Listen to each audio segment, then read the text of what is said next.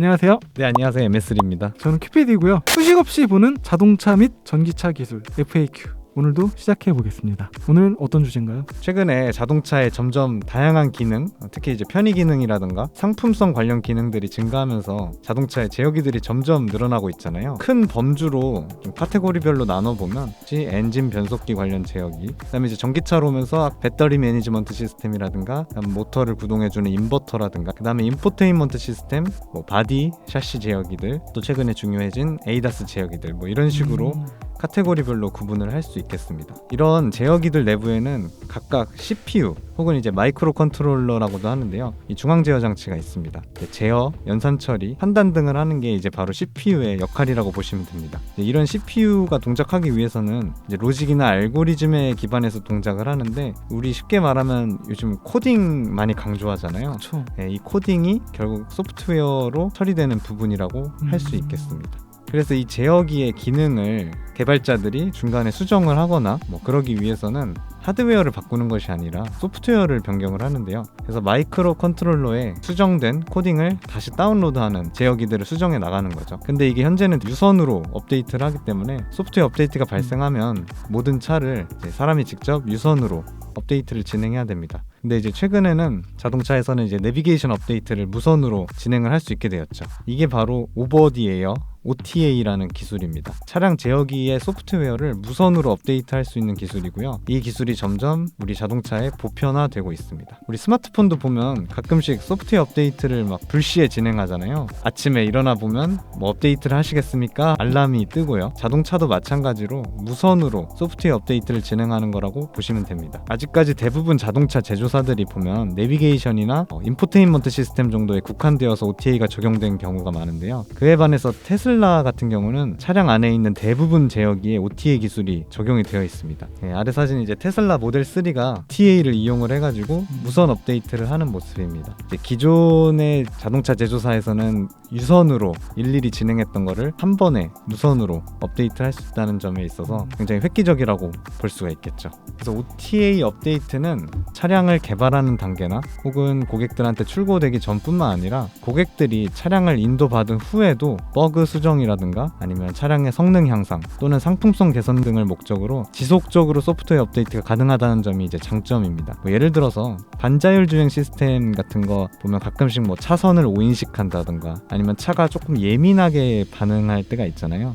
그런 부분들을 데이터를 수집해가지고 실제 차에서 조금 더 부드럽게 적용을 하기 위해서 OTA를 이용해서 무선으로 업데이트를 할 수가 있는 거고요. 배터리 매니지먼트 시스템 같은 경우도 주행 가는 거리를 개선할 수도 있고요. 아니면 보호 기능을 조금 더 강화해가지고 강건 설계 적용할 수도 있는 거고요. 인버터 같은 것도 OTA를 통해 업데이트를 하면 주행감이라든가 또는 MVH 같은 그런 소음, 진동 관련된 부분들도 충분히 개선할 수가 있는 것입니다. 이 모든 것들이 다 무선으로 업데이트가 진행되는 거죠. 그래서 쉽게 얘기하면 자동차 하드웨어는 그대로인데 소프트웨어 업데이트를 통해서 이런 것들이 점점 개선되니까 소비자 입장에서는 처음 내가 차를 뽑았을 때부터 1년, 2년 시간이 지날수록 차가 점점 좋아지는 거죠. 그러면은 제조사 입장에서도 좋은 기술이고 소비자한테도 좋은 기술인데 왜 이렇게 좋은 기술을 자동차 제조사들이 도입하기 어려워하는 것일지 한번 알아보겠습니다. 스마트폰은 해킹을 당하게 되면 단순히 개인정보 유출 혹은 사생활 유출 이런 걸로 이어지지만 자동차는 해킹을 당하게 되면 테러 수단으로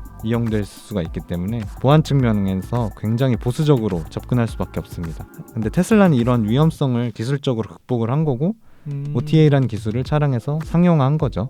그 밖에도 OTA는 이제 신뢰성 문제가 굉장히 중요한데요. 스마트폰과 다르게 자동차는 사람의 생명과도 직결된 물건이기 때문에 이 OTA로 인해서 새로운 업데이트를 다운받고 또 설치하는 과정에서 안정적으로 업데이트가 돼야만 하죠. 만약에 업데이트 하다가 중간에 소위 말해서 뻑이 난다고 하죠. 스마트폰도. 그쵸. 그러면은 절대 안 되겠죠. 또 차량에서는 통신 속도는 느리지만 또 신뢰도가 상당히 높은 통신 방식을 적용을 하고 있습니다. 하지만 이제 OTA를 적용하려면 대용량 데이터가 전송돼야 되는데 이런 데이터 전송 측면에서도 기존의 차량 통신은 좀 문제가 있을 수 있습니다. 또 그 밖에 배터리 방전 문제, 통신망 장애 문제 등 기술적으로 해결해야 될 부분들이 굉장히 많습니다. 그렇다면 자동차 OTA가 어떤 방식으로 진행되는지 한번 알아보겠습니다. 자동차에는 뭐 거의 100개 이상의 제어기가 차량에 장착된다고 했죠. 제어기마다 무선 모듈이 달려 있어서 각각 무선 업데이트를 하는 건 아니고 차량에 대표적으로 클라우드 서버랑 통신하는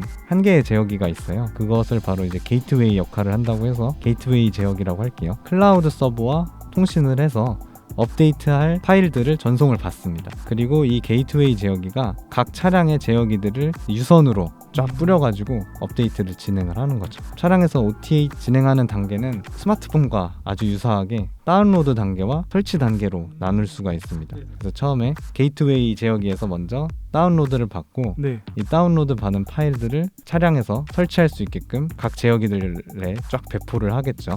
네, 설치 단계에서는 아까 다운받았던 파일들을 업데이트하고 설치를 하게 됩니다. 사실 다운로드 중에는 차량을 사용을 할 수 있어요. 우리도 스마트폰 보면 다운받는 중에는 스마트폰을 사용할 수 있잖아요. 설치 중에는 스마트폰 사용 못하듯이 자동차도 설치하고 있는 중에는 운행도 못하고 충전도, 전기차 같은 경우는 충전도 못하게 되겠죠. 네, 왜냐하면 충전 관련 제어기들을 업데이트하고 있는 중일 수도 있으니까요. 스마트폰과 그런 점은 매우 유사하다는 거 알고 계시면 좋을 것 같고요. 그 다음에 이제 추가적으로 OTA 기능이 지원되기 위해서는 좀 다음과 같은 기술들이 수반되어야 되는데요. OTA를 위해서는 이제 매우 큰 데이터 용량과 또 통신 비용까지 들 수 있기 때문에 데이터 양을 좀 최소화하고 싶어 하는 게 또 엔지니어들의 욕심이죠. 예를 들어서 ABCD라는 파일이 있는데 ABCD가 다 바뀌는 게 아니라 네. A랑 C만 바뀌고 싶다. 이러면은 기존에는 사실 그냥 ABCD를 다 다운받아가지고 그냥 다 덮어쓰기를 했었거든요. 네네. 근데 이렇게 하면은 ABCD를 다 다운받아야 되니까 너무 용량이 커서 수정되는 A랑 C만 다운받아가지고 업데이트를 하면 다운받는 용량도 적고 그 다음에 업데이트하는 시간도 단축시킬 수 있겠죠. 사실 운전자가 시동을 건다는 거는 바로 차를 이용을 하겠다는 건데 시동을 걸고 뭔가 업데이트를 오래 하면 이제 그런 것들을 최소화하기 위해서 이렇게 업데이트를 빨리빨리 진행을 하는 겁니다. 두 번째로는 업데이트의 안정성을 좀 확보를 해야 되는데요. 뭐 예를 들어 파일을 내려받는 중에 혹은 설치하는 중에 페일이 될 수 있거든요. 네. 뭐 인터넷이 끊길 수도 있는 거고 잠깐 마이크로 컨트롤러가 뻥날 수도 있는 거고요. 그럴 때는 이제 복구 기능을 사용할 수 있도록 메모리 이중화가 필요한 겁니다. 사본을 만들어 놓고 이제 새로운 파일을 이제 받고 혹은 설치를 하는 거죠. 그러다가 그 설치가 뭔가 문제가 있거나 뭔가 안정성에 문제가 생겼다. 그러면은 기존에 내가 사본으로 만들어 놨던 거를 다시 원복시키는 그런 기술도 필요합니다. 그런 것들이 사실 미리미리 차량을 개발할 때 준비가 되어 있어야 되는 거죠. 그 다음에 이제 뭐 백그라운드 다운로드라는 기술이 필요한데요. 이 PC를 사용하다가도 뭔가를 다운받을 때 다운받는다고 다른 일을 못하진 않잖아요. 다른 조작을 할 수 있게끔 네. 파일을 다운받는 중에는 주행도 할 수 있고 전기차 같은 경우는 충전도 할 수 있게끔 그렇게 하는 기술이 필요한 거죠. 사실 이렇게 OTA를 비롯한 이런 수반된 기술들은 1, 2년 만에 기술을 적용할 수 있는 건 아니고요. 차량 개발 초기 단계부터 제어기들끼리 이렇게 통합해야 될 부분도 많고 그렇기 때문에 전사적으로 미리 준비하고 계획해 놓지 않으면 빠르게 상용화하기 어렵죠. 그래서 사실 테슬라가 좀 대단한 게 이런 통신 프로토콜 혹은 CPU, OS 이런 구조들을 자동차 개발 초기부터 통일을 시켜 놓은 거고 기존의 자동차 제조사에서 사용하던 방식을 탈피해 가지고 미리미리 준비를 했다고 볼 수가 있겠죠. 물론 뭐 테슬라가 아직 개발 차종이 아직 4개밖에 없긴 하잖아요. 그래가지고 물론 통일하기도 쉽고 어떤 부품을 공용화하기 쉽다는 이런 반론을 제기할 수도 있지만요. 그래도 어쨌든 차량 개발 초기에 그렇게 미리 준비를 해놨다는 거는 좀 칭찬할 만한 부분이지 않나 그렇게 생각합니다. GV60도 아직은 그 차량에 있는 모든 제어기에 OTA가 적용된 건 아니고요. VCU라든가 차량 상위 제어기 뭐 이런 것들이랑 그냥 인포테인먼트, 내비게이션 뭐 이 정도라고 보시면 되고요. 사실 소비자들은 더 나아가서 전기차 충전에 관련된 거 혹은 주행에 관련된 것까지 업데이트를 해서 내가 더 최신 제어기를 달고 운행하고 싶어하는 게 또 소비자들의 심리더라고요. 그래서 조금 더 나아가야 될 길이 멀지 않았나 싶습니다. 하드웨어가 업그레이드 안 되면은 더는 뭔가 열리고 막 그러진 않겠네요. 그렇죠. 하드웨어가 뒷받침되지 않으면 한계가 있기 때문에 하드웨어는 이제 최상으로 항상 준비를 해놔야 되는 거죠. 그럼 이것도 나중에 그 테슬라 같이 좀 그런 장관을 볼 수 있을까요? 네, 저는 그렇게 기대하고 있습니다. 오늘 어디 일찍 가셔야 되는 거죠? 그렇게 따다다다 얘기하지. 내가 중간에 낄 수가 없네. 이게 제가 제 친구들 보니까 제 유튜브를 다 2배속으로 보더라고요. 2배속으로? 근데 저도 2배속으로 들어봤더니 내용을 빨리 듣고 싶어가지고? 정보를 빨리 듣고 아. 싶으니까